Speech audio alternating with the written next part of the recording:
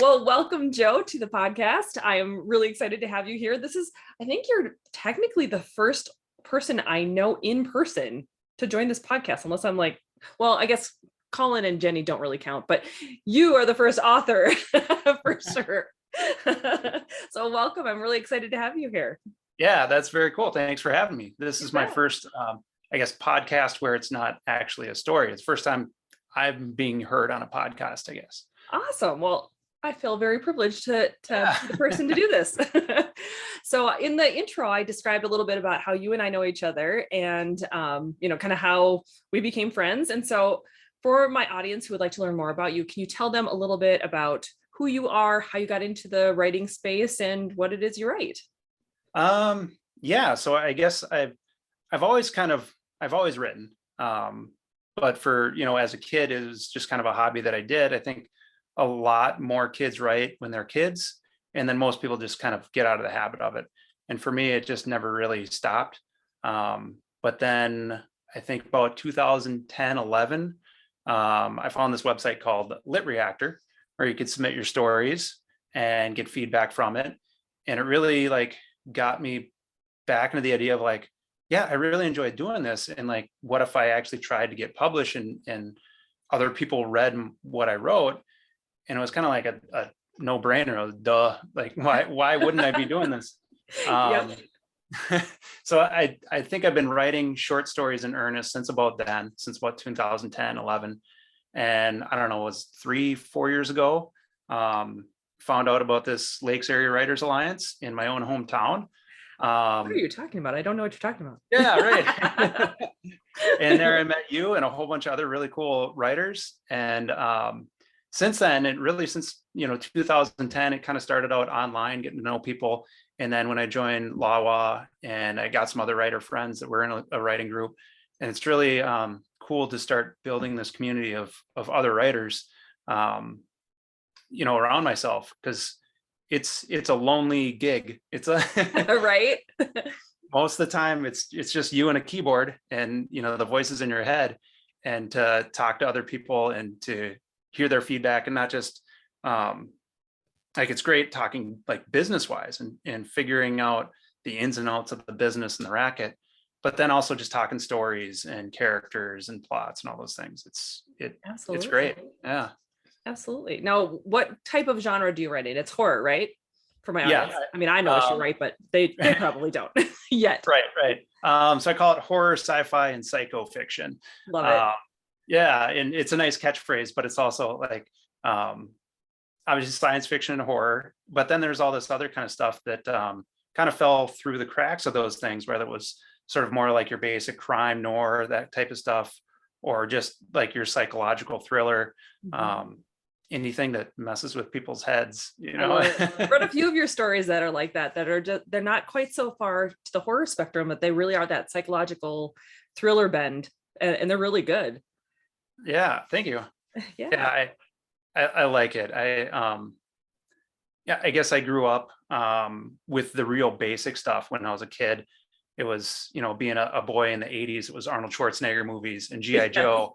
In these plots that were very straightforward, here's the good guy, here's the bad guy, the good guy beats the bad guy at the end. And did you just spoil all of my childhood movies?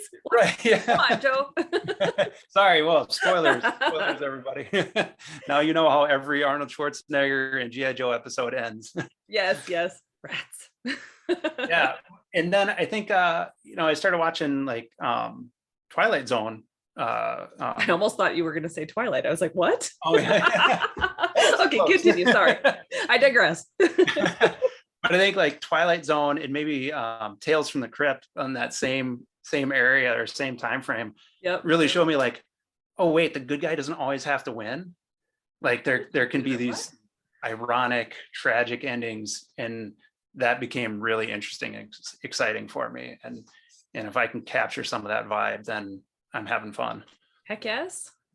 Well, okay. So before becoming the new board president of the Lakes Area Writers Alliance, congratulations, by the way. It's been busy. Yeah, I bet. I completely understand that one, ironically enough. You were our short story guru. You were the guy that we always turn to in order to help us kind of with other authors who are looking to write short story, but also in our big conferences and stuff like that. So what is it about short story creation that really appealed to you in the very beginning? Was it being able to condense that psychological thriller down into a really short period piece, or was it something else? Like what really drew you to short story at first? Well, I think for one, I think readers are more willing to forgive you for giving them a bad ending, for giving them a Okay. I think Easier let down. yeah, Check. yeah, if you write 100,000 word epic novel and at the end the main character fails at their journey, yeah, I don't think readers are going to be too happy. Although, Unless there's a book too. right. Well, I think that one of the most tragic endings is Stephen King's Dark Tower series. I won't talk too much about it, but boy, that ending takes you for a ride. Right. Yeah, so it can be done, I guess, but but you have to be Stephen King to pull it off. Is that what you're saying? Yeah. Okay. But I really enjoyed, especially starting out writing, and starting out to push it out there and to let other people read it and to get feedback. It was a great sort of mill to be churned through, to write a story, kick it out there and get feedback and try again and get feedback like, oh, this one kind of fell flat, and then do it again. It was like this, it was like a drill. It was like when a football team runs a play over and over and over again, or a different play or a different play. It's you go out there and you do your best and you take your hits and you learn what works and what doesn't. So it's a great way to learn. Absolutely. I was just going to say it sounds almost like taking this whole concept of being an author that I teach and condensing it to be a smaller process so that you're winning and you're failing quicker so that you get to the good stuff faster. Yes, Yeah. absolutely. Okay. Yeah. That's cool. Yeah. And I am slowly trying to transition to novels. I have a few works in progresses that I'm excited about. And I kind of have a plan of continuing the short story game and continue to work that drill, all the while building a couple novels in the background, and hoping to release some of those maybe year, 2 years from now. Nice. Ooh, that'll be very exciting to see when that comes to fruition. So are you a pantser or are you a plotter? I am heavy on the plotting. Okay, I figured you might be. It's hard to do psychological thriller or horror or anything like that without having some idea of where you're going with it. Right. And I mean, I enjoy the pantsing aspect of it, but like sometimes it just turns out to be a lot more work. Yes. You write the whole thing and you realize a lot of it doesn't work, and looking back, I'm like, wow, that was a lot of wasted time. I don't know that it's ever wasted, but I know what you mean, where it's like, dang it, now I have to redo some. If nothing else, it taught you definitely plot the thing. You know what I mean? That's not wasted. But it maybe is a really good reminder. I get it. Right. Yeah. So lately I've been really thinking a lot about individual scenes, and I read a lot of books, and but I also watch a lot of movies, and I'm really a sucker for those scenes that you recognize the beginning of it, and you recognize the end, and you can watch those 5-7 minutes and say, wow, that was awesome. That was great. Right. And I've been thinking a lot about like, what makes a scene? When does it start? When does it end? Why does it matter? How do you connect a bunch of scenes so that it's all propels forward and it's all inevitable?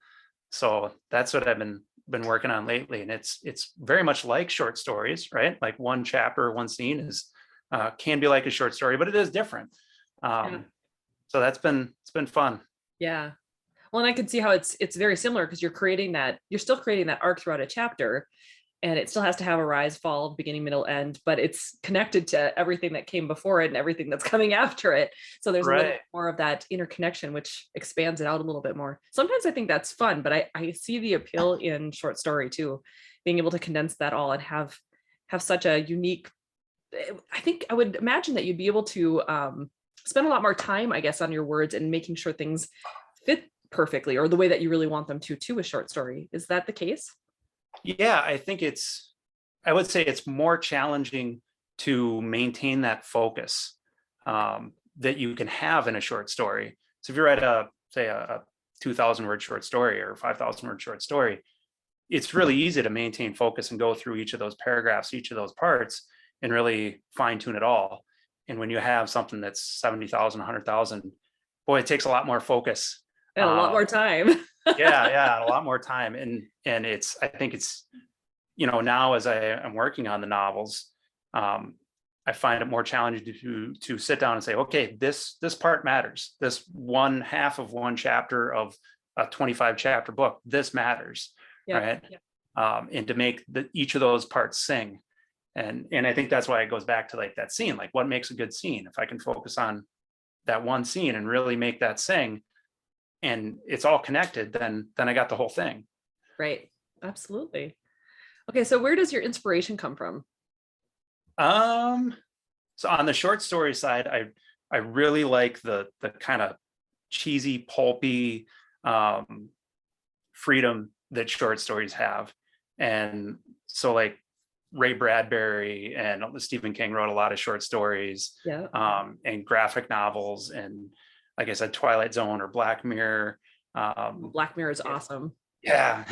They're so good. I mean, that Twilight Zone was good too, but Black Mirror they've like next leveled that. Yeah, I love it. So that opportunity to be to kind of abuse your characters in some ways, where you can run them through the ringer and let them die, and of course, like like any story, any arc is about somebody learning a lesson, right? Like that's the idea, is this character has a flaw and they go through these problems and they grow and they become bigger. And in with a tragic ending, you can do the same thing, except for the thing is that the hero or the protagonist never really learns that lesson, but you, the audience, get to feel smart, and you can see where they failed to complete that arc and they failed to learn that lesson. And it's kind of what's the word I'm looking for? It's like a guilty pleasure. Yeah. It's also a reminder to us that sometimes we are ignoring our own lessons in real life. And so maybe to pay more attention so you don't turn out like, right. You know what I mean? Yeah. Yeah. And it's true to life. I mean, a lot of times people don't win. I'd like to think most of the time we figure it out. Sometimes it takes us multiple tries, multiple goes, but I love those tragic endings, because once the first Twilight Zone episode came out and the good guy didn't win at the end, then all bets were off. Yeah. Right. Like after years of watching all those very straightforward plots of the good guy always winning, and then suddenly they don't. It's like, oh, well, now anything could happen. It's like the first time there was swearing in like a public television channel. You know what I mean? It's out now. All bets are off. Who knows? It's crazy. That's awesome. Okay, so what does your writing process typically look like? Can you walk us through kind of your process from start to finish? Like, let's say you're starting a short story. What does that typically look like for you? It differs. It sometimes it's very methodical, and I sit down and I have a process for, okay, I'm going to brainstorm and I'm going to come up with some ideas, and I'm going to cognitively come up with a story, right? I'm going to sit down. I got a plan. I have a very simple sort of short story outline, and I can kind of plug those pieces in until it makes sense, and then I can write it. The better stories I've found have been when I'm, you kind of have to leave your mind open to ideas, but the ideas just kind of fall in my lap. Yeah. And that's when it sort of just happens. And that's what's fun about short stories, that sometimes you don't have to plot a lot with a short story. One of the last ones I wrote, I got a idea document, just a Word document where I just plug in all my I have ideas. one of those. Yeah, I think we all do. Yep. Most of it's garbage, but every once in a while, something Right. works. And one morning I was typing out this idea, and it was like, I think when we were kids, you ever have that suspicion of like, you look into the mirror and you put your hand on the mirror, and like, what if the only thing that's stopping me from going through to that other side is my own hand, right? Like the other person on the other side that's what's stopping me. There's not a pane of glass. It's just this other world. And if I could desynchronize myself from this mirror self, then I could get through, or they could get through, right? Yeah. So I'm kind of typing that out on my idea document, and then I said, well, what if the person on the other side is like the evil version of you, the bad version, and everything around, instead of your nice clean bathroom, their walls are covered in black slime and fungus and all this. Right. And as I'm typing this idea out, I realize I'm 3, 4, 5 paragraphs in. I'm like, wait, this isn't an idea anymore. I'm just writing the story. Yeah. And all of it's just flowing. Yep. Wrote the thing all the way to the end, and then I had to go back to the start and rechange the beginning, and instead of saying what if, saying this is happening. Yeah. Oh, that's really cool. Yeah. Sometimes it just happens like that. And sometimes you got to work for it. Yes. Sometimes I totally get that. I was in the middle of a story and I thought it was going to go one way, and I got to the halfway point and I'm like, it's just not working for me. Ended up having to replot like from chapter 15 all the way down to 25, and now it's flowing much better. It's funny how that happens. Yeah. I found the best way I get over my own writer's block is with the delete button. Yeah. Right. Yeah. Usually I've written myself into a corner, or something's not working anymore. And for me, it's usually I'm not clear enough on the direction I want to go. And so there's something that has to get thrown in there, whether it's a comedic relief or, I have to up the ante a little bit, and it hasn't happened yet. There's always something that I'm missing. And I'm like, okay, what part of this book am I in? Okay, I probably need to like make someone die or disappear or something. You know what I mean? Yeah. Something has to happen here. Yeah, I'll lean back and I'm like, it's nice, but how can I make it a little weirder? Weirder. I love that. That's a good question to ask. Maybe I should do that. I do that sometimes too, where it's like, I'll even ask Jenny, my PA, I'll be like, okay, so if you were in a graveyard, what is one of the weirdest things you could see that's going to happen as you're standing there? And she'll throw out ideas. And one of them was some kids running through the graveyard in just their underwear. I'm like, perfect. That'll work. That'd be creepy. That'd be a little weird. Right. I was like, just works. Okay. So now you said that you are working on a novel for the first time, correct? So how has writing a novel been different then for you from writing short stories? Like, has it been a bigger struggle, or has it flowed easier because you already have the story structure kind of process in your head? Yeah. I did do a lot of pre-writing work. It kind of starts in that same way of, I'll have a blank document and really kind of free form writing, and just not worrying about if it's going to work or not, or if it's interesting or not, or what's going on. And after I do enough of that, then I can kind of plug it into a structure and say, okay, well, here's act 1, here's act 2. Here's the characters' arcs, here's their motivations, here's their wants versus their needs. And if it's exciting enough, if it catches me, then, hopefully the idea is that it catches the reader, and it kind of takes off. And I like to do as much pre-writing as I can until it's sort of like a champagne cork and I can't hold it in anymore. And it's like, now it's got to go. I can't wait anymore. Yep. It's ready to go. And honestly, I don't know if it's easier writing a novel.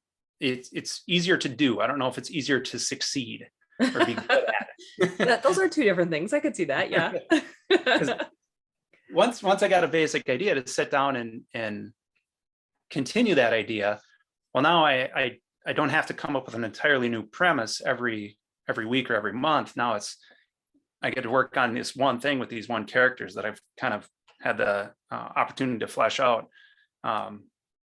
So yeah, it's more enjoyable, I think. I could see but that. it's a much longer payoff. Where a short story, it's like it's like sitting at the slot machine and you're putting in quarters. I've never And all done you a got slot machine, Joe. I don't know what you're talking about. put in the quarters, you pull the crank, and every once in a while it pays off. Yay! And Sweet. it feels like maybe writing a novel is more like investing in a 401k or something. I have never heard of it quite described like that. That's funny. You're gonna be a lot more patient. That's why we try to get faster. That's why I'm teaching this whole like rapid release thing, man. Right. Oh, funny. Oh, that cracks me up. And it's interesting that you talk about how like how you view the differences, like with Kim, so our mutual friend Kim, she's always struggled because she likes to keep her stuff condensed, and so to try to expand it out further, like she does novellas because she's just found that she loves that smaller version of a story, but not quite a novel length size. Sure, So sure. I was really curious to see, like, if you go from short story to novel, is it like super strange, or if it does it feel liberating? And so I'm glad to hear that, that you think it's liberating. I personally enjoy it, but that's just me. I like to talk, I guess. Okay, so your first book, which for those of you who are watching the podcast episode, it's this one, Machines, Monsters, and Maniacs. It's a collection of your short stories. How many are in this one? 16. So 16 stories. Yep. 15 of those have been previously published, whether it's podcast, short story, online, magazines, whatever it was. And then I threw one more in there for a bonus. Nice.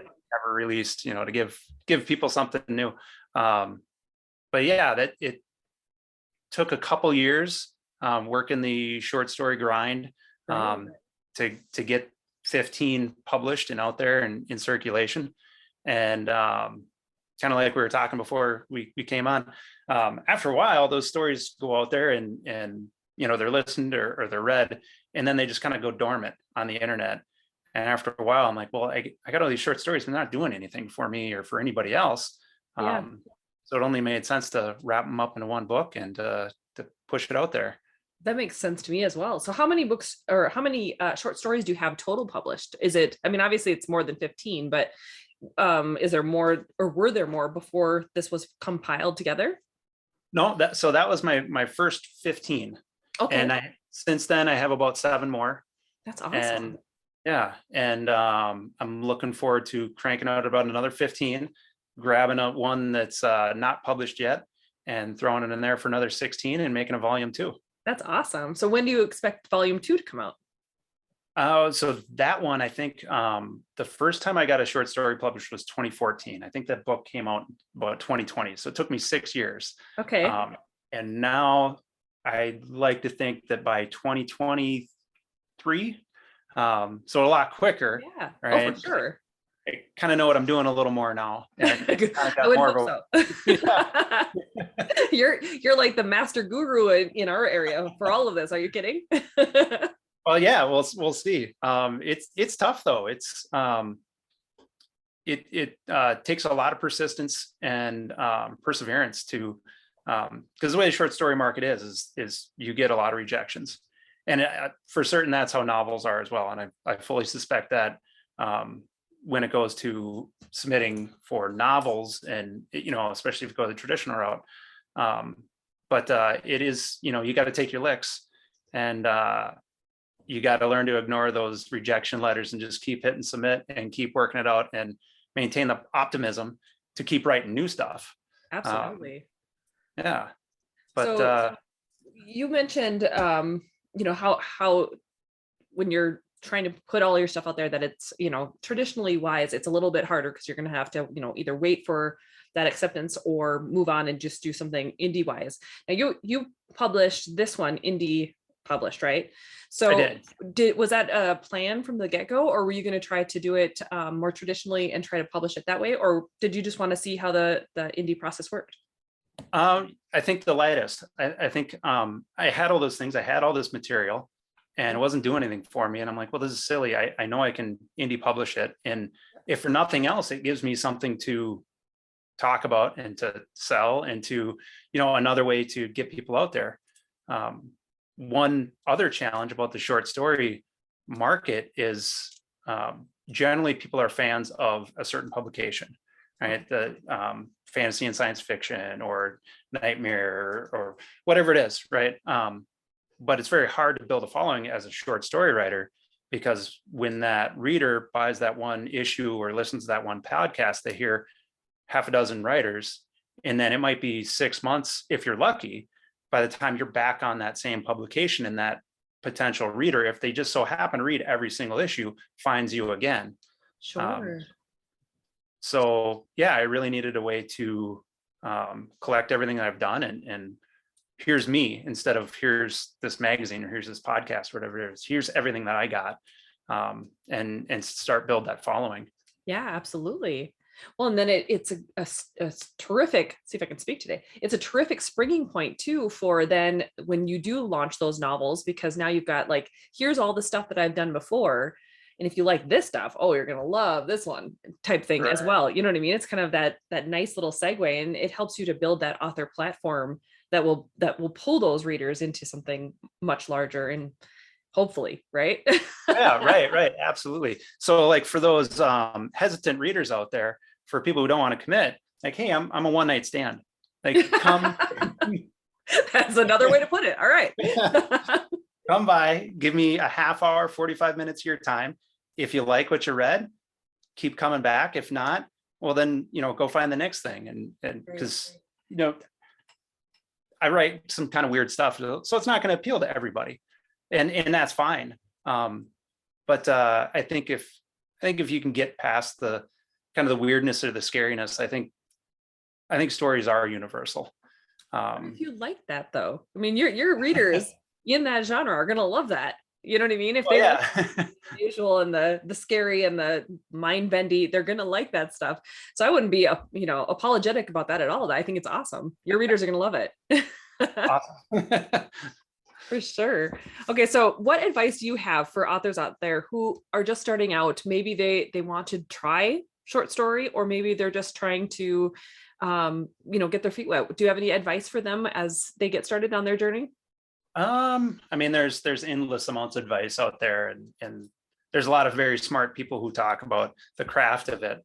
I guess my advice would be more just of the work ethic, or the doing it of it. Yeah. Which kind of sounds stupid, but like, if you're a writer, you write. That's all there is to it. There's a lot of people who say, well, I'd like to write, or I've always thought about writing a book.